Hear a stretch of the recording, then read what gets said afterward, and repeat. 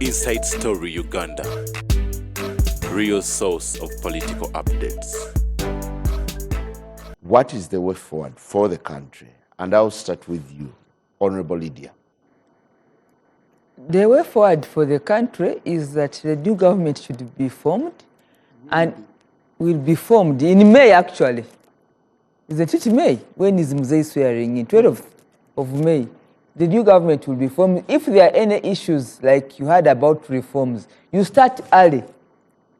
But this election was run without any reforms, you see. So those who have lost elections and want to organize dialogue, the agenda of dialogue, we want to know what is it, to get positions in government, to improve reforms. Because look at the attrition in parliament. The elections happened. If changes have happened, when people lost for one elections, you have many new faces. There are some who are old who have come back. So it will be difficult for you to begin to say when there are changes. So to you, the attrition level, the attrition level, I think is it still 50 or whatever percent? It rose to 60. The only change which gives people headache is the change at the presidential level. That's what I see. So they want to negotiate what power there. How about internally? But parliamentary, the changes are real. How about internally within the NRM? Do you think there is any? NRM is a mass party. Let me tell you, you said in Imbale, it is NRM that was fighting NRM. We are used to that. We will sort ourselves. It's a mass party. Somebody can join the party today, becomes your boss, you fight. The other one is old, we continue. It's a mass party. The bus, the doors of the bus of the NRM have long been open. So if you understand that, then you'll be able to survive and live in NRM. I'm a founding member of the party, 2005. I've just won an election after how many terms? So I don't come here to lament because I understand where our party comes from. As a mass party, even you can go Anjala tomorrow, if you want, you can go with or you join the NRM party. You might even become our boss. It's going to be my mission to bring him into the NRM. So it's not about our internal contradictions might even be our strength. Have you heard? Yes. Our perceived internal contradictions could even be the strength of the party. Yeah. What's the way forward for the country in the midst of everything? I'm going to make it my mission to recruit you into the NRM. I think that's futile from the onset. It does not prevent me from So trying. that you talk about broken pieces. In 2001, You failed before in 2001, when Thomas Tayebwa was in the reform agenda, he was the head of youth there at Christie House. I met him, he was still a young man. I'm saying this because he's a friend. I tried to convince him, he said no. In 2016, he came by himself. He's now a big man. Can I put a God forbid disclaimer? That's how NRM works. NRM has won this election massively, regardless of whether you want to say it is a part of the state or not. For the first time, NRM has won all regions. Is the dominant force in all regions, at parliament, at presidential. We think majority of Ugandans acknowledge that this win is genuine, and they are willing to give NRM, extend to the NRM leadership, another chance to continue the good work. Where there has been mistakes, there have been mistakes. Where there have been weaknesses, we pledge to strengthen, to rectify. I see in President Museveni, in the last election when he was routed in Buganda and Busoga, we had a meeting of leaders of NRM. And many leaders from Buganda and Busoga felt that their people had not acknowledged their service. They actually they told the president not to appoint, not to give key positions to leaders in Uganda, because they were focusing more in cabinet. What did the president do? He ignored them, appointed 13 ministers from Buganda. Buganda has the largest number of ministers, even in this government. Ex-official.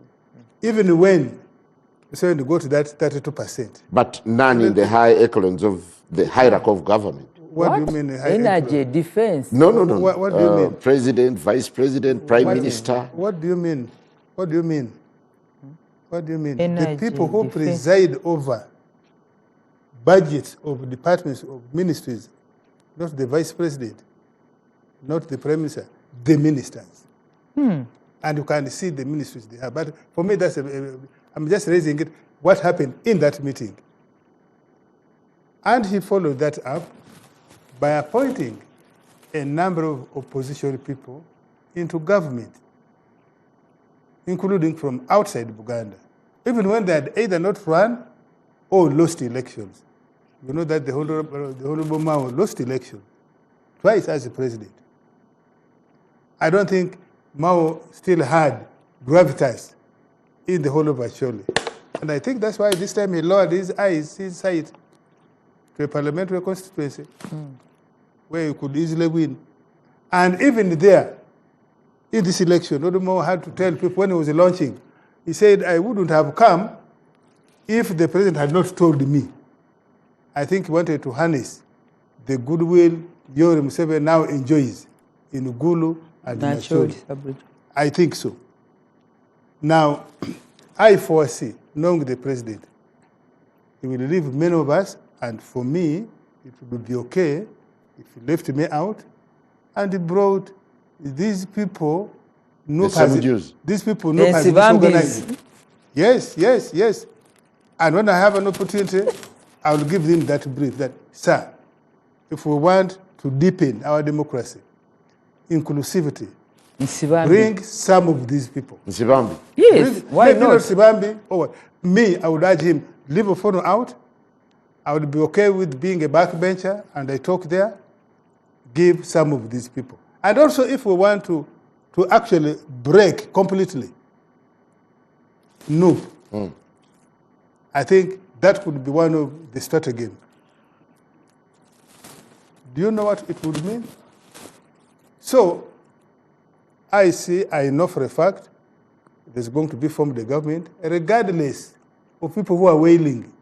These people who are wailing now, these new people, Chagulanyi, is not wailing more than Besigye. Besigye actually shouted. Besigye cried very loud, extended cry. So, I think you sound arrogant in this silent wailing while you are in hiding won't stop anything. I have actually written, I don't know how Andrew Menda, I think he must have read my piece. I've written an article for this weekend, for the Sunday, for the Vision, where I say, Mr. Chagulanyi, from what has taken place, his internal disagreement, he's chasing, in a crude way, of the Mpugas, the result he has received in Buganda, in the country. I said in that article, he should begin to write his political obituary. And I can tell you, as somebody a little experienced in the politics of Uganda, I don't see him rising. Thank you. Honorable Nsibambi, what do you see? The 5 years are now in Museveni's bag. What is the way forward? Yeah, Andrew, sorry, Simon, I should really maybe mention this.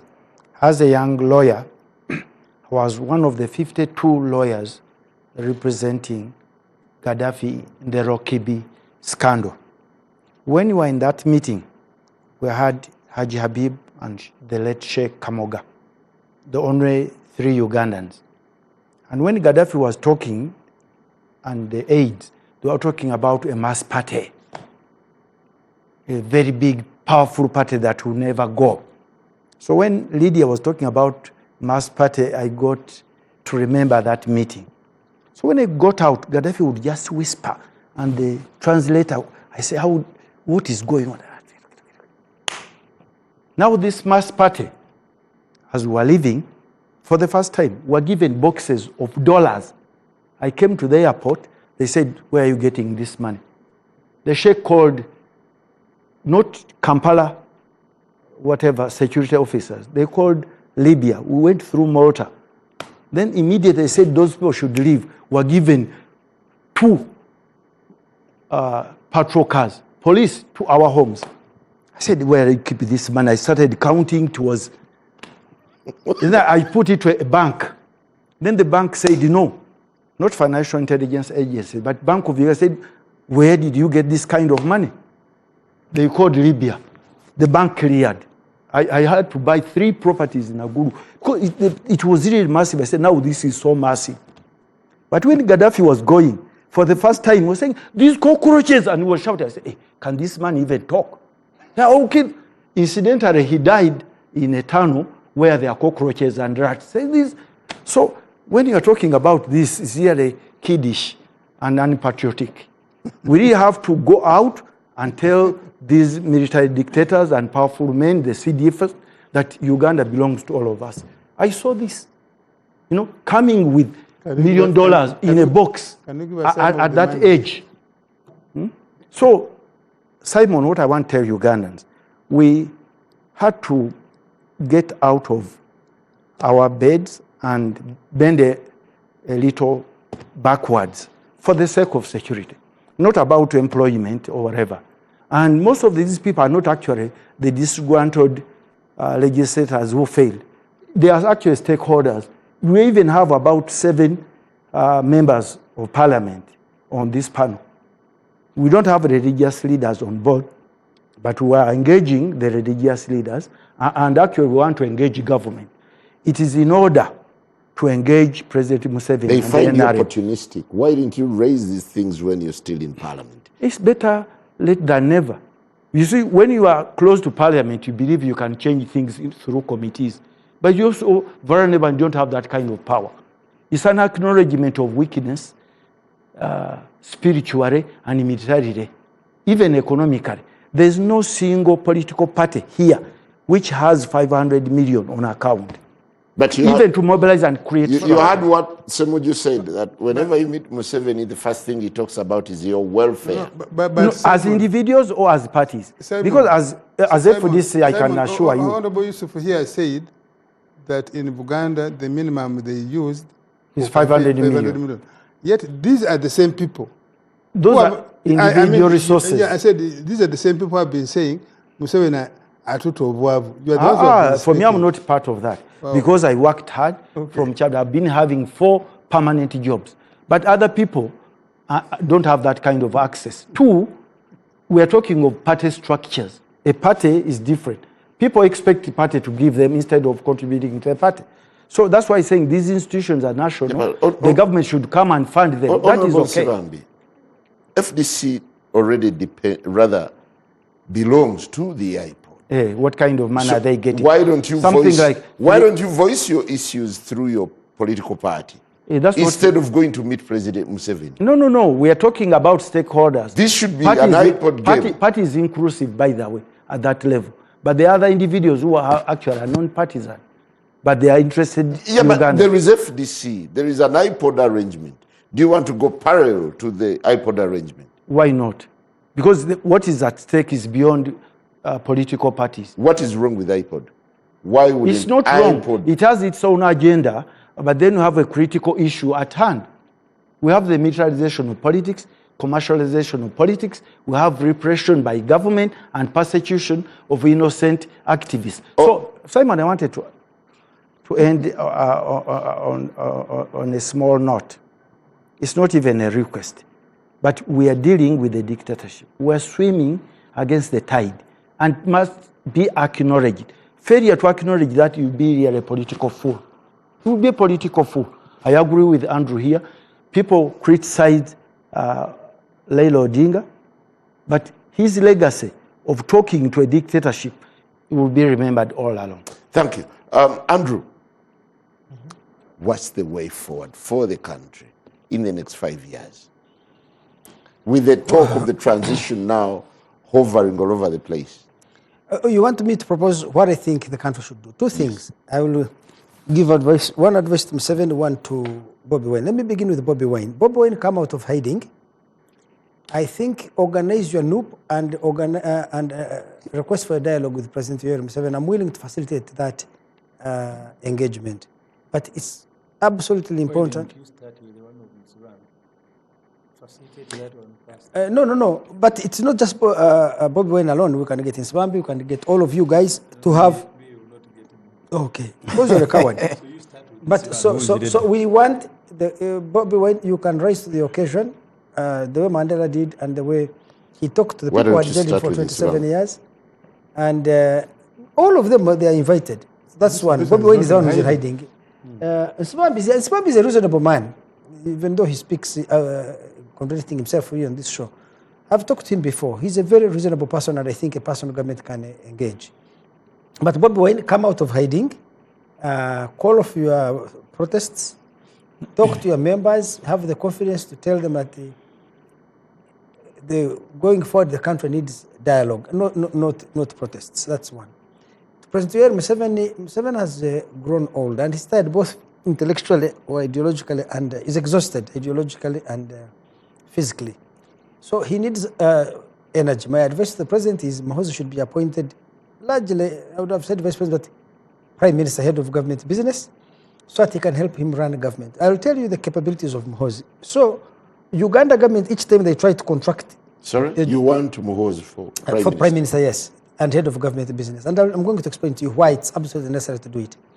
You see, Ofono Pondo or Semuji may have better competencies than Muhoozi in management terms. They put you there, so many people will go tell the president wrong stories, undermine you, and you'll never get to do your job. If Muhoozi is there, Muhoozi is a very forceful person. He will be able to push government projects through. Government's plan is to grow this economy tenfold in the next 15 years. We need for you to build Uganda's economy, to expand it from 64 billion now to 650 billion in 10 years, you will need huge investments in infrastructure, roads, railways, ports. Then you will need investments in energy dams to produce energy. We are producing 2,000 megawatts. We need to produce about 30,000. So it requires Muhoozi. What's the magic in Muhoozi? Yes, that's what I'm going to tell you. Why are you so impatient? So, because the show is about to end. Yes, in 2015, I chaired the investor conference on the Jinja-Kampala Expressway. Construction was supposed to begin in 2018, be finished in 2022. We're in 2026, they have not yet even hired a company. They are busy in wrangling. We are supposed to host the Africa Cup of Nations next year. We are supposed to build stadia here, or stadiums. I don't know whether the program must be stadia. But you know, Uganda government takes 500 years to approve these things. But we went with Moses to Rwanda. He found a great arena, a great stadium at Amahoro. Asked President Kagame who did it. This is a company called Sumo. We came back here. He brought Sumo here. And now, in less than a year, we have a stadium, in the world-class stadium in Hoima.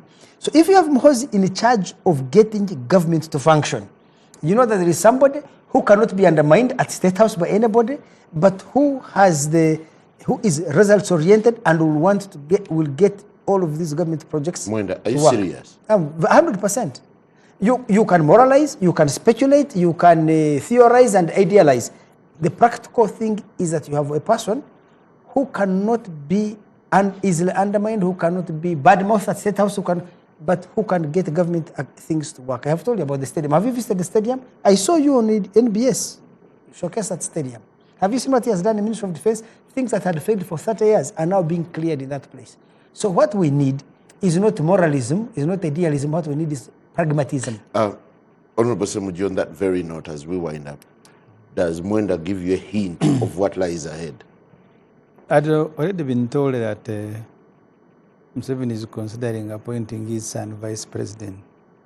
Which would be a very good thing. That's why I said at the beginning of the show that this might be Museveni's last term and Muhoozi's first term. I meant it. It was not just a drama, as Ofono Pondo said.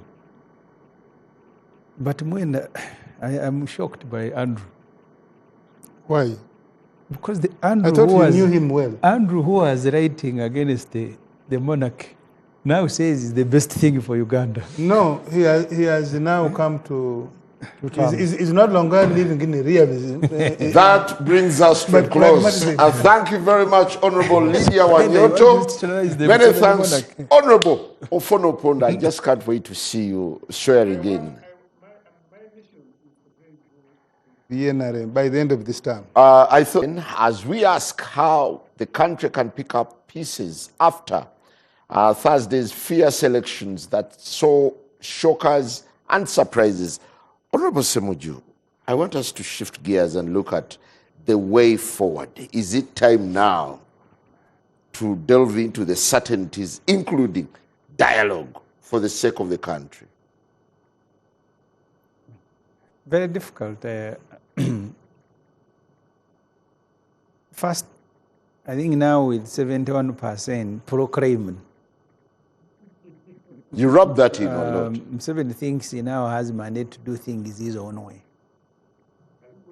After his brain has been here for 40 years, do I need to enter it? He now has that mandate that he will be throwing in our faces. You can hear Ofono celebrating that for the first time they have won in all the regions. 2016, there are many actors, including my neighbor here, who thought they needed to facilitate a discussion. But also Museveni was very fearful that any disruption would actually cause a problem to the economy. 2016, when Besigye claimed they had won. Not claim, the Besigye won. So there are many people who are persuading Museveni to go into a dialogue. Museveni was not persuaded, but he was worried of the economy. So because of that, he created an impression that actually he was interested in talking. Eventually, he ran away when things had settled down. Yes. Who ran away? Museveni ran away. He had accepted everything. There was time we proposed the former UN Secretary General as a moderator. He said it's okay. Then Mbeki said, so everybody was saying okay. We even had a document drafted. And he accepted all the issues, but he kept demanding that, okay, these issues you are raising are okay, we can deal with them, but I want to meet Besigye. FDC. Because we say Besigye wanted to meet Museveni no. to resolve the impasse. I was part of the committee. First of all, people make a mistake. It is not Museveni who demanded for a dialogue. There are different parties, from the Situation Room to religious leaders, Interreligious Council, the Elders Forum of Ogola. There was also another group of Mwenda. So these different people were the ones approaching both Museveni and Besigye, proposing a dialogue. And I think both of them had accepted. I was part of a committee that we set up at Kasangat, and Museveni set up a committee headed by Rugunda. So the two committees had actually drafted a document, and Museveni said he will sign first. But he said, I need to meet Besigye. So that became Museveni's demand. And Semuju I'm one of those who told Besigye refused. That if you meet, not Semuju and Wafulu Gutu, if you meet Museveni, this will corrupt. So he will take photographs and he will say things are okay, and then the propaganda machine of the state will start. So we are where we are because of Besigye's belligerence. No, I have told you the circumstances. Where we are now, I worry for Uganda. Because the point I made earlier that Museveni would never want to deploy the state in the full view of everybody. He will disguise it. But today I think he has lost shame, so he can pick the money, pick the military, pick everything, and then you have the Mwenda group that is cheering. His son, who heads the military, he will congratulate NRM. He will say, now we want to provide logistics. You people have gone through your internal process. So I don't see the appetite on the part of Museveni, because at that time you had the opposition. Today he works with it in his government. DP of Mao is there. The one of Akena is there. I don't know which one else.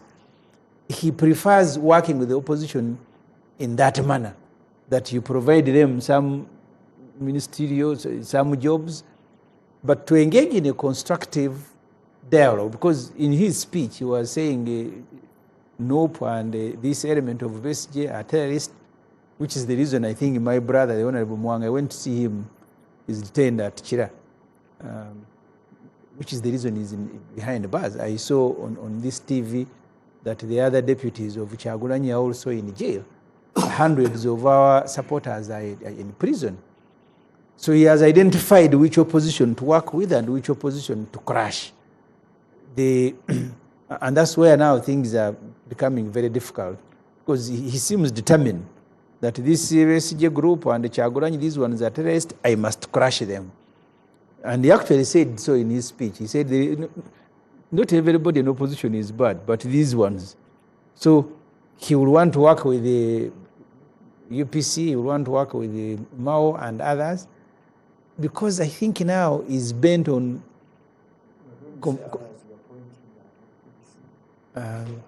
no, I left out FDC deliberately. I don't want to be. But you pointed and you said, and others. No, I was just looking in your direction. So that's where we are now.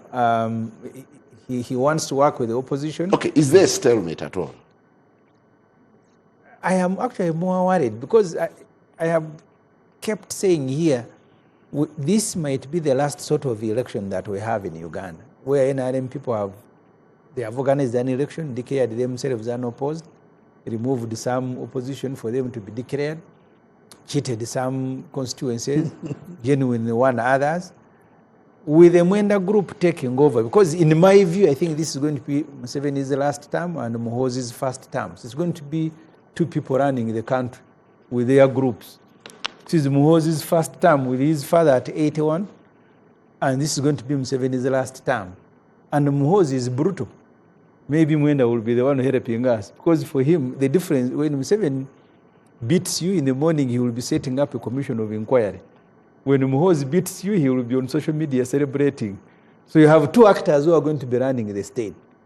So it's going to be more brutal, it's going to be more repressive than it has ever been. And it has started. I've told you, I went to see Mwanga Chivumbi this morning.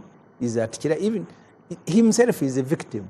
If you look at the door of his garage, it has holes. They are shooting through the garage. But the victim now is the one who is behind the bars. As I said, you have two other deputy presidents who are in prison, and hundreds, including the ones who were arrested in the last election. They have never prosecuted them. They are in Kitalia. I have visited some. So you don't know who else is going to be. Thank you. Honorable Wanyoto, do you agree the country is on the edge in the aftermath of the election?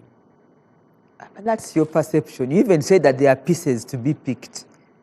We've just had the elections of local council today. On Tuesday, you are going to have another election. You're already talking about elections. So all is well. So for you, elections, we are just, I think, the ones of the presidential. No, I've been listening to you. His background does not allow him to see things with the clear lenses. Elections are still continuing. We even have elections That's on... interesting blackmail. Okay, go ahead. Proceed. We even have elections on the his 27th of this month. You called me, I was just coming from an election of the mayors and these local government leaders. So all is well. So it's not well, but at least the elections are happening. They are fair. You cannot say perfect. But people are electing, and you are undermining a process which is still ongoing, the way you are talking. In your mind, elections were for only the presidential and I think parliamentary. But this country is still running elections. Yeah, but I'm not undermining that. Until next week on Tuesday. I'm drawing a score sheet. Secondly, I heard you talking about the country being picked in pieces. I do not see any pieces. We are here discussing any... Of course, there are incidents. But on the scale of 100, we can say Uganda has gone through elections, maybe 80% progress. The 20 can be managed case by case. Okay. Do you see post-election tensions anywhere? I do not see any. Where we are now, the leading opposition candidate is in hiding. He's in the drama. He's in the drama. But Say that again? He's in a drama. But even if he was crying, you cannot prevent somebody from crying to his mother if his milk is spilled. Can you? If a child has a cup of milk and drops, do you concur and runs to the mother and runs to the mother crying, can you prevent that child from? Do you concur with OO on his I am not aware why Honorable Chagulanyi is in hiding. For his Because life, he's, as the CDF base for his head. Let him come out and go and report to the police for protection. You've just been told that Mwanga Chivumbi is in custody, in police. Let him go to police so that his case is well spelled out, because institutions of governance are working. Now, when you hide, the question is, for how long will you hide? Well, and for what reason? Because you can actually go and say, why are there speculations that are being sought for? Can I know the charge sheet? Because one of his colleagues is already there, they are going to produce him before a court of law. What does it mean to you when a leading opposition candidate hides for his life, flees for his life? I advise him to come out, because behind him are so many people. Let him come and be the head and the protector of his people. What does it speak of the state? Which state now? There's a lot of speculation. If you hear rumors that you are being looked for, why don't you go to the right place and you get protection or be charged? So when you hide, how far can you hide and for how long will you hide? Is it drama? I cannot say it's drama. I'm just. I cannot isn't play. It anything of serious concern? Kagwanjala, you've just said that the country is in pieces, but I'm here. I drove from a long distance on NBS. I'm talking, and I'm advising that let him come and report, because there's so much he can hide. For how long is he going to hide? Honorable Anyoto, just to give you a flashback. And you have just said that we are in pieces. Uganda is in pieces. How do you explain those pieces? Are you skipping me? No. I'll you have just said that the country is in pieces. Don't worry. How can you explain I'm the worried. pieces? Which pieces are you talking about? How do you... You are giving an impression that how do you there has describe been the current mood in the country? It's peaceful. Even today we had elections. It's relatively peaceful. We've had elections today. We're having elections on Tuesday. We've had elections last Thursday where I was participating. And I won the election. So that's a mark of a peaceful process? On a balance of scale, it's peaceful. Honorable Sivambi, how do you gauge the mood in the country in the aftermath of elections? And what do you think can be done for the dust to settle? First of all, I'll come to you. That we are in pieces. No. Which pieces? I take exception. Simon. I take exception. You are the moderator, yes. But I think... You are biased. No, I'm balanced. No. As usual, you are heavily biased. I think That's you have a narrative you want to drive, and we shall raise it at another level together with you. You have insisted that this election is a sham, which is, you are right to make that assessment. Did I? But Yes, you have... Did I? You have as a panelist. No, did I? No, I think you're trying to blackmail me. No, but say that the country is in pieces. That cannot take me out. Which pieces? When you have visitors, I'm right. When you have visitors, I'm right to take on this biased moderator. I think I would equally take exception. No. You can take strong exception. You can bullish character. Yes, you can take strong exception, like I am taking. I think I am right to take on a biased moderator. Please go ahead. I'm right to take your own. Okay, I'm it's right to okay. take your own. It's all right. First of all, you have insisted more than 100 times on this show that this is a sham election. Did I? Yes, you have insisted. How? By the questions you have asked. But I thought these are questions. By the demeanor. By the demeanor. You come from the background of a journalist. By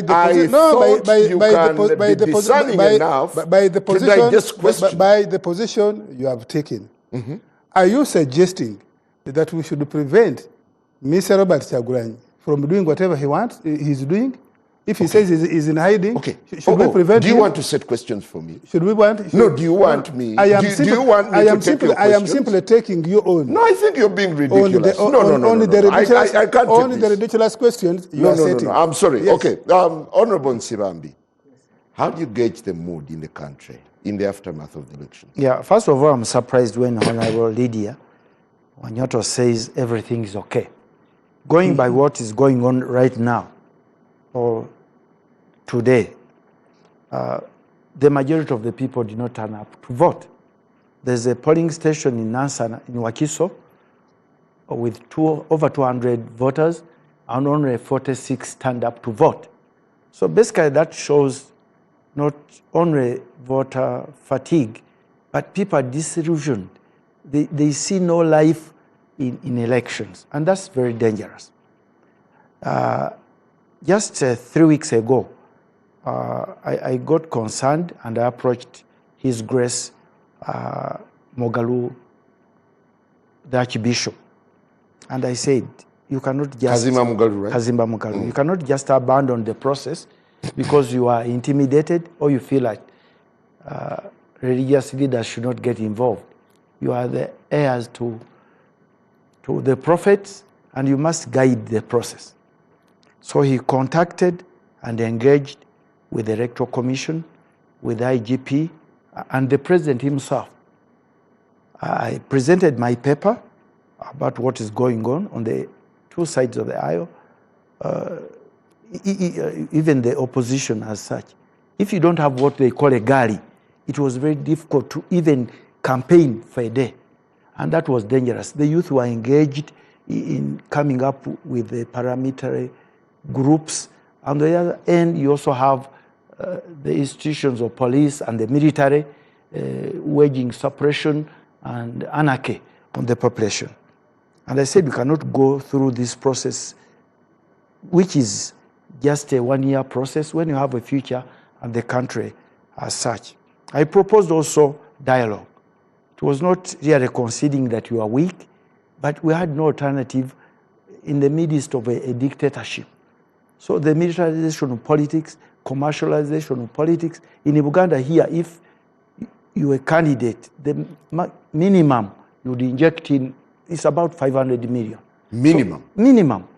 And personally, I also had a galley, which you had to pay for you to go through this kind of process. What is a galley? A galley is a paramilitary youth group to protect candidates in the opposition.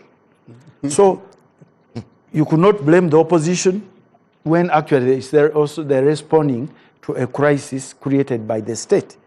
So he invited the different stakeholders. Those meetings you saw on TV, where you had the IGP,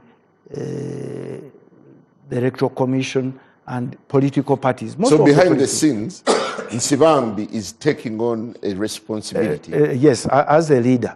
But ultimately, you realize that we have to accept, and I think for the first time I'm agreeing with Andrew here, that you see, you keep engaging the dictator than fighting the dictator. That's why you're talking about our leaders hiding. Because, you see, we kept giving promises. You have to vote. You have to count. Then Kalonde. Then Kalonde, Kakumi. Okabanje. Now, we don't see even the leaders to go and Okabanja. Why are they hiding? So, at this level, we cannot talk of fighting the dictator the same style. The formation has to change. So you want them to confront brutality in the name of demanding? Yeah, it is impossible because he's not going to listen. But we must now engage him because he's now elected leader.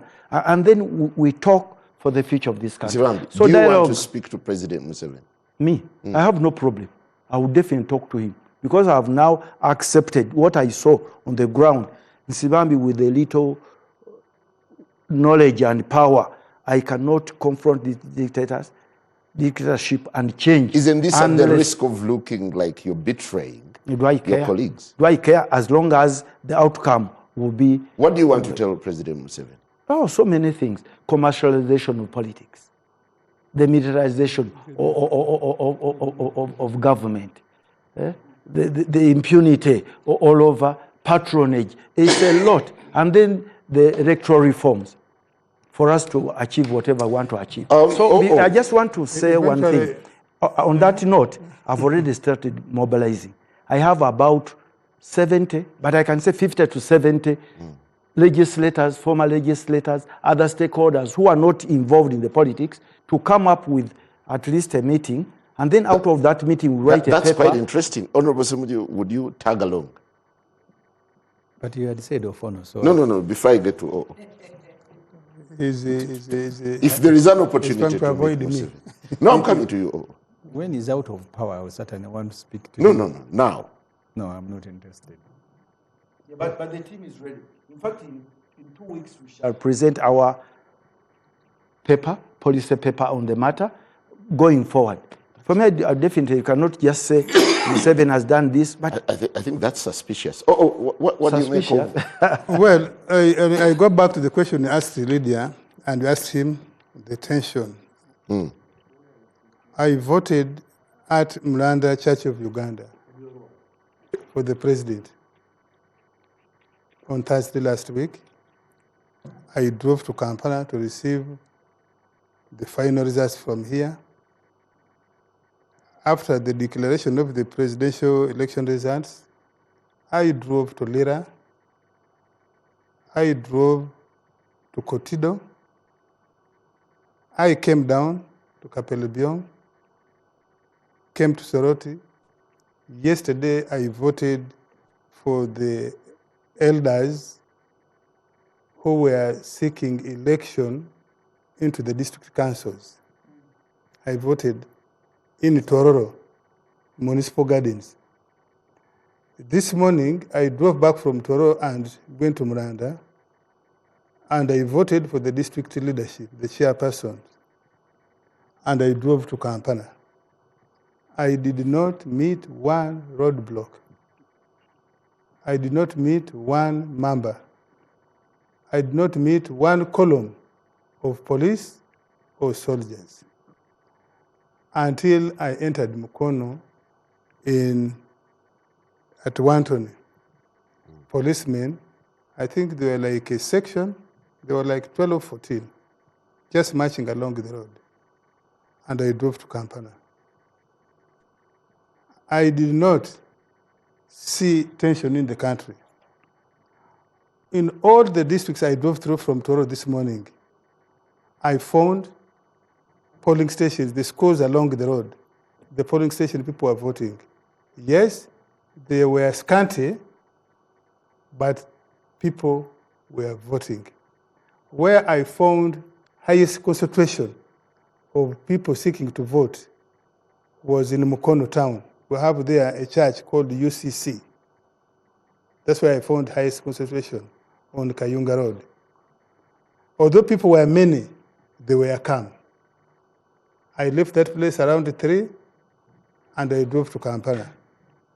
I drove around because I had thought that the mayoral race was going to be hectic. But also, I did not notice tension, including down here in Kamwacha. I did not notice tension. So I think the tension you are referring to could be localized where you live or where you traveled, but it's not generalized. I wish you had.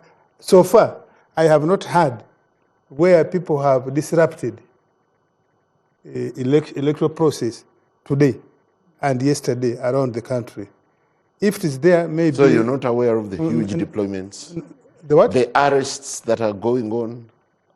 Arrests are normal occurrences when the police detects that somebody either has committed or is about. I think what is important with those arrests is that we should all demand that the arresting people ought to identify themselves, ought to tell the people they are arresting and the people who are available where they are taking them, and take them to the right gazetted places. I think that's what is important. And when that is not done, surely we should demand accountability. Maybe not from the arresting officers themselves, but from the institutions which we think these arresting people came from. So anything to do with tensions is so just for me, hyperbole. Now, this one of Chagulanyi, which you want to dwell on, I think having seen the trend of the election results, most likely he had plotted before. Because I don't think he's that stupid not to know that he had lost ground in many places, including his so-called former strongholds in 2021. Particularly if he was going to rely on the noise on social media and the noise of the crowd that is accompanying him and at his polling station. I suspect, that's Chigari, Sibabi is talking about. I suspect that this hiding in quote and unquote is meant to dramatize, to probably seek sympathy find a way to explain why he got the marks, the votes, the percentages he has got, and why the country is as calm, almost like a graveyard. That contrary to his dictum, contrary to what he had told the people, that please go and vote, start the vote, march to the streets. He is not seeing that. I think it is in fear and embarrassment of that situation now. That is why he is in hiding. Me, I want to say he is in hiding. Okay. And I concur with the leader. A good leader, genuine. If you think that you hear rumors that the police is looking for you, he's now being heard all over the country. Call Archbishop, call a Mufti, call other people and say, I am here, come and move with me. I have heard police is looking for me, or the CDF is looking for me, or whoever is looking for me. I want you to take me to the police station. Let us see if we will be intercepted with those archbishops, those big, wonderful, big people, and we see. Because this is the fellow who had told people that to confront the police. Why is he in hiding? If life is so sweet, why is he in hiding? Did he want others to die, shed blood for him? Is that what he wants? So for me, I think it is all. I think Chagulani's disappearance a serious matter for the nation? Which one? Does his disappearance cause concern to the country? To the best of my knowledge, it is not. It is not a big issue. That's why the country is moving. You know, there's another man who's squatting in a cell. In this election, we have had 4 months of election. Has the country moved on? When all this drama started in November 2024, many people thought the clouds were coming down. So, this young brother of mine, Kyagulanyi, Uganda is moving, regardless of the mouthpiece you are trying to spin to it. Uganda is moving. And I agree that there are tensions, big and small, to which government and NRM and anybody of seriousness we should pay attention to. And that's why I say, if Honorable Sibambe, who didn't bring this matter when he was a member of parliament, now he has the ability as an ex-member of parliament to galvanize 70. I wish him well, that if he will have ability to bring this 70 to push for a convergence, for conversation. Is it genuine or sinister? I don't want to judge Sibambe, but the fact that he has been in parliament for 5 years, and these issues were there, these so-called tensions were there, he never brought those 70. He's doing it now at the exit. Is blood unlikely that is serious? It could be like the other man. Obviously, better later than never. Like the other man who came into government and said, I am going to bring electoral reforms. I have even written a bill I've tabled. Today, if you ask him, where is that bill? Where is the draft? He's now an MP. So I think it's likely. I don't want to judge Sibambe, but I think it's likely to end that way. Andrew, do you agree that the country is on the edge? And look at the way we are getting global coverage. Does it really matter? You want the country to be on edge? You have asked everybody the same question. If a person is on edge, what edge? The tensions. Are you A former on presidential candidate is missing and is telling the world how someone is begging for his blood. The president of Law Society is the next. Is the country on edge? We need to dialogue. Maybe Bobby Wade is on edge, but the country is okay. First of all, I don't want to discuss these small things. I want to discuss big strategic things. That how do we go after this election? Yes. I am interested in that subject. The 2016 way? Yes. Not the 2016 way, because you see, I think that Uganda's opposition has failed to recognize that we are trying to build a democracy, and building a democracy takes a very long time. A democratic system is built on negotiation and compromise. I have a lot of criticism of President Yoweri Museveni, but I find him much more willing to listen to the other party. In fact, when I was on this show here, somebody sent me an article I wrote about something in 2013. We wrote an article in The Independent, and Tinyefuza, I think, 2013 or something. Tinyefuza and Elliot Mwina called me to intimidate me. And I told them, okay, I'm not going to tell you who gave me this information from my command. You can call me. Why are you intimidating me with sending me to Luzera? Take me to the city square and shoot me dead. But the next time, Museveni called me. I went to State House. We had tea, and he had a conversation with me. I refused to give him his source, and he may have been angry about it, but he did not show it. He agreed. We agreed to disagree. He felt I should reveal my source. I felt I should not reveal my source to him. So I find Museveni a more patient, perceptive person. My advice, this blows hot and cold. The opposition need to imagine that after elections, there has to be some dialogue. They don't need to join government, but they can find a way to promote their agenda through the institutions that exist. And talking to a sitting president is part and parcel of their work. In a democracy, you talk to the other side, but for them, they say the other side is a dictator whom they must destroy. And therefore, they undermine the very essence of a democratic process. Now, like Bobby Wine. If I was Bobby Wine, why should he be in hiding? Bobby Wine should concede defeat and say he's willing to have his party is going to participate in parliament. So they recognize that there is a parliament, there is a legitimate government, a legal and legitimate government. They cannot have it both ways. They cannot say there is a brutal dictatorship, at the same time have their members participate in a parliament constituted by an illegal regime, as they call it. They cannot have it both ways. So if they acknowledge that there is a legitimate and legal government in power, they must find ways to work with it. If they believe they cannot be bribed, that is the honest. They should go meet Museveni and not be bribed. In the Times, you see, do for you them, find they it say they are tenable that so let me tell you, Museveni can sit with Chagulanyi on the same table?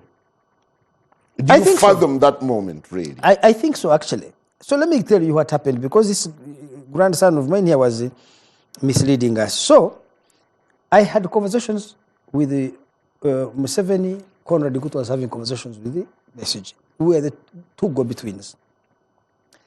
Besigye gave the following conditions. There were 5, which I had to take to Museveni.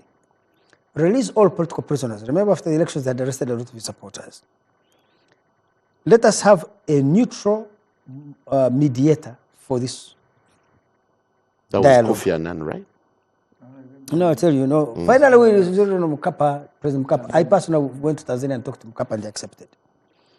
We should have a guarantor. Outcome will be implemented. We talked to the Carter Center in Atlanta. President Jimmy Carter was still alive, the former president of the US. The Carter Center agreed. There should be review of elections. These are his conditions. And we have broad Audit. Yes, an audit of the elections. Yes, an audit of the elections. And then Besigye also put a condition that there should be broad participation. So he said churches, the media, civil society, and political parties. Now, Museveni gave those are Besigye's conditions. Museveni gave 4. That first, for these negotiations to take place, Besigye should renounce violence. He should concede defeat in the election because he had sworn himself in as president. He should suspend his protests. And he should admit that he attempted treason. So I took this to Besigye. Besigye rejected all of them. Denouncing violence? He said it is constitutional right. Concede defeat, he said he had won. Protests, he said he's not an organizer of protests. People organize, he just leads them. Treason, he has never tried. So Museveni withdrew all of them. So remember now, Museveni has Besigye's conditions. On this one, I'll die Who with of the two Museveni. was more forthcoming? But this I'm telling you, of each and every one of the issues Besigye Museveni put as conditions, Besigye rejected them, Museveni accepted the rejection. Now, Besigye was not willing to yield anything on political prisoners, so they said, okay, we shall release them. A neutral moderator, we discussed many names, the two of them had to agree. Finally, both of them agreed on President Benjamin Mkapa, a former president of Tanzania. I flew to Dar es Salaam, talked to him, he accepted. A guarantee of the outcome of the matter, we had to look for a prestigious international organization, the Carter Center in Atlanta, United States. We contacted, they agreed to be the guarantors. Audit of the elections, Museveni agreed to it. Have broad participation, he agreed to it. Now, but I forgot. On conceding defeat, Museveni amended the condition, said, okay, let him not concede defeat. Let him recognize that there is a legitimate legal government. Basically refused the word legitimate. He said, okay, there is a legal government. Basically said, no, he will not recognize it. Okay, so Museveni asked me, he's going to discuss with you if there is no legal government. In any case, the resolutions of such a dialogue have to be implemented by somebody who must have legal authority to do so. Anyway, he said, let us also remove it. But this, I felt Besigye was going into talks. So is it Besigye who frustrated talks? Yes. No, that's not true. Besigye, at every twist and turn, made it so difficult because he was not willing to yield. Can I first finish? Yes. Besigye was not willing to concede anything. And I tried to explain this when I met Besigye with his wife, and I think he had called people at his home one time when things leaked to the media. I told him that in any negotiation, you are likely to give concessions and make compromises. There must be something so dear you give up for you to get another thing dear dear to you. You are not willing to give anything. And then he said, Museveni is not honest. I said, you see, we can never know the outcome of a process until we have done. So it's better for us to try and fail than fail to try. Let us go into the negotiations. In any case, Museveni had put himself at a strategic disadvantage. NRM was one of the parties to the dialogue, but not the owner party. And the numbers favored Besigye's group. Should the same scenario play out again? But this is what I'm coming to. Quell the tensions. Because personally, I have realized that Bobby Wine has decided to walk Besigye's footpath. He's following the same script. And that is why he has reached a dead end. And I think that Bobby Wine's political obituary needs to be written now. This country needs his political obituary. He's dead politically. I don't think he can re-emerge. Because he has failed to position himself, an obituary. Yes, when somebody dies, you write. This is not a biological obituary of his physical death. It's a political obituary. It needs to be written. This country needs a politician of the caliber of Raila or the caliber of Mandela, who will have the courage of convictions to say the stability of this country depends on us talking, however much we may disagree, and is willing to spend his political capital. Bobby Wine had a lot of political capital, now he has lost it. Besigye, at the time when he had political capital, he failed to use it to enter a dialogue with Museveni. Museveni is not a person you can wish away. He's an important instrument in the orchestra of stability of this country and even the region. Anyway. As we take a break, very fast in a minute, did Besigye frustrate talks? And is the country where it is because of that missed opportunity? You see, Mwenda addresses on the Besigye. I said earlier, there are many people who are proposing a dialogue. You need to visit the Ogola group, the Elders Forum, the Interreligious Council, the Situation Room. As a result of those discussions and the Mwenda group, we set up a committee, and Besigye was not a member of that committee. I was a member of the committee. Which group was Mwenda representing? He's here, so do I speak for Mwenda? No, you are part of the process, so you know. Patriotic citizens so of Uganda, yes. We set up. You can imagine the intransigency in that committee.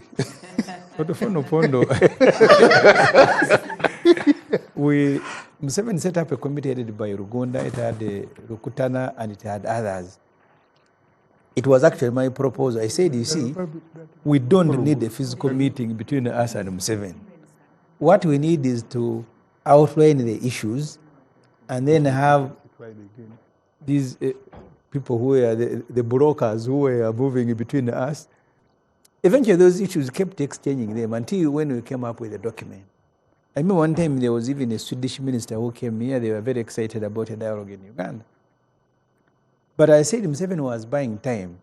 Museveni thought that, and that's why he was asking Besigye to renounce violence.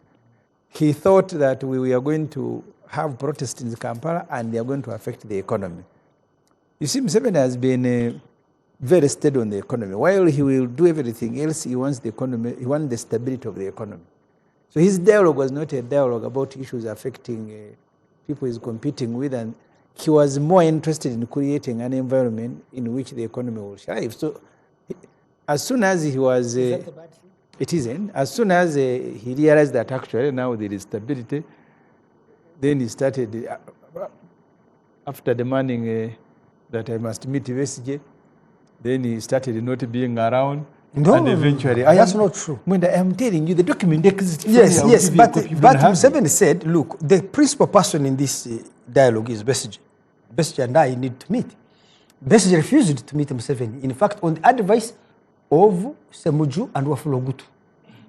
Now, where the whole thing failed there, what I cannot understand is why does Besigye refuse to meet Museveni?